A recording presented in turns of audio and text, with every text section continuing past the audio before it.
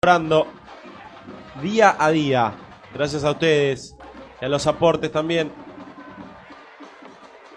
de la comunidad. Se viene Ochoa, el centro para López.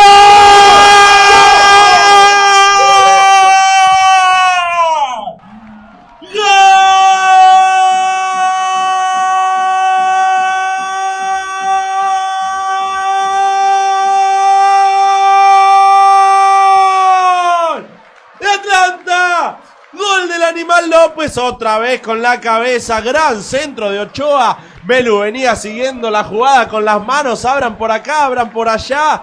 Ochoa con el centro y López la mandó a guardar. Atlanta se pone arriba. Gana el Bohemio 1-0 en Villa Crespo.